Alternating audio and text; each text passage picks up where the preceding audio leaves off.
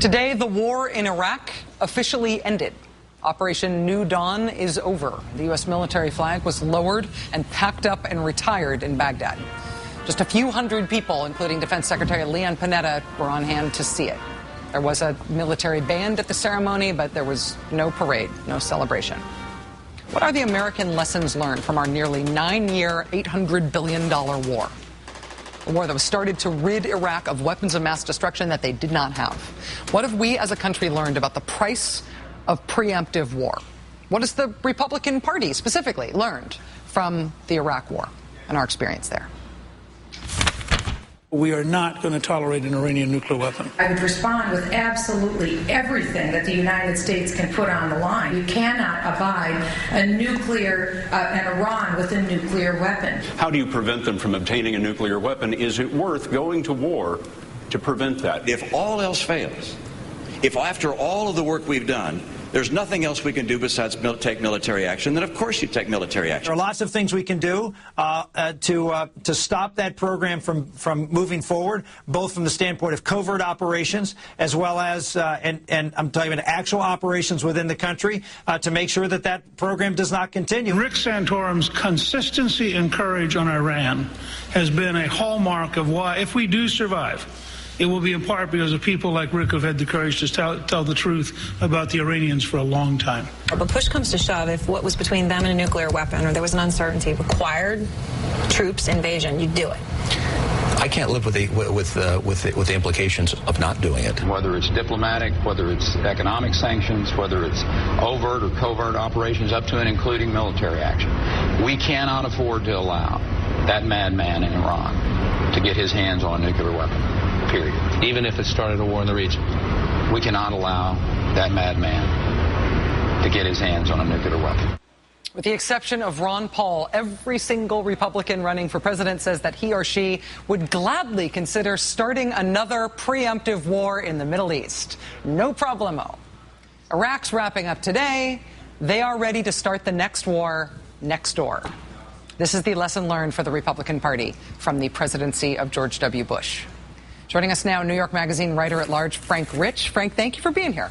Nice to be with you, as always. How is the Republican Party different today than it was in 2002 when George W. Bush and Dick Cheney were president and vice president? As you said, except for Ron Paul, who was actually the same then, too. Yeah. Not at all. And they're sort of picking up from where McCain left off. Didn't he do a joke once about bombing Iran, bomb?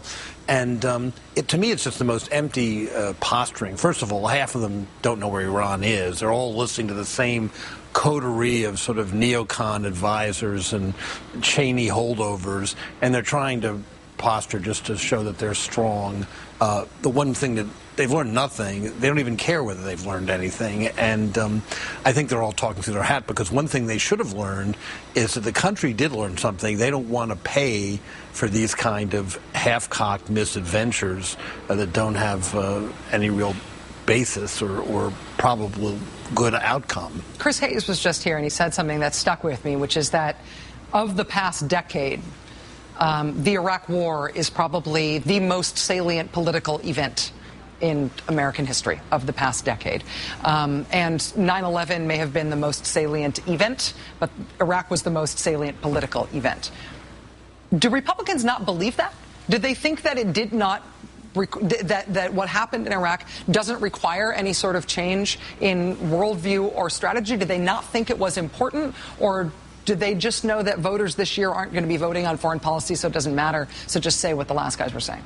I think it's more the latter. I don't think they even really think about it. I think some Republican voters do think about it, including some, for instance, supporting Paul. But I think these candidates, they feel the war, and we're still in one, by the way, doesn't even show up remotely near the top of concerns of voters. So they look at it as a free pass. They can talk as recklessly as they want, and they're not really going to be held accountable because, first of all, most of them, possibly all of them, are not going to end up in office. And secondly, it's never going to happen because they're never going to get it, I think, through Congress and a press which has learned something since its catastrophic failures before the Iraq War about vetting the evidence for war.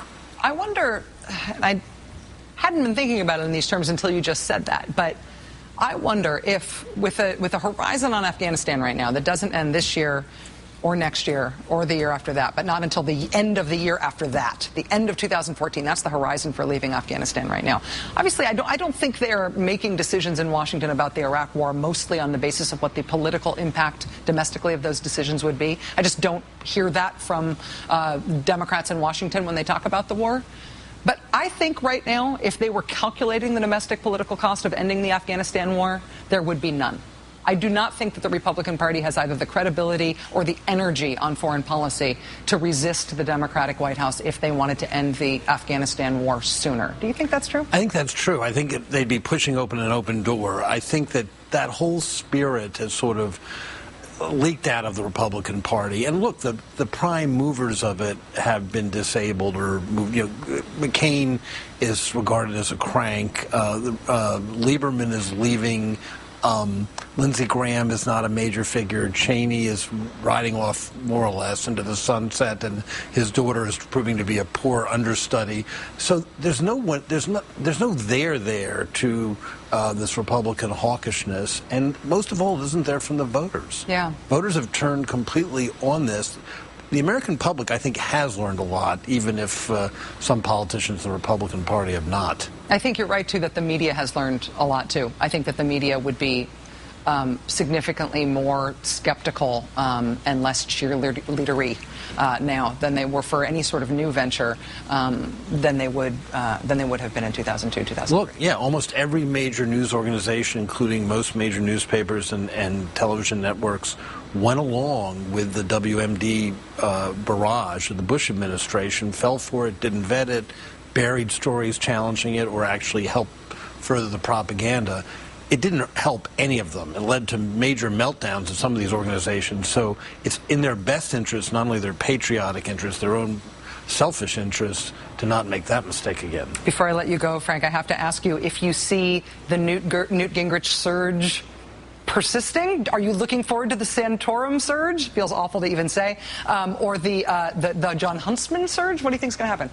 I think Gingrich may be a little harder to tamp down back into the bottle. And if that Adelson money is for real, $20 million. That's not chopped liver, as they say in Vegas, where I think he operates. Frank Rich, it's always really great to have you here. Thank you. Thanks for having me. Frank Rich, of course, is New York Magazine's editor-at-large. All right, we will be right back.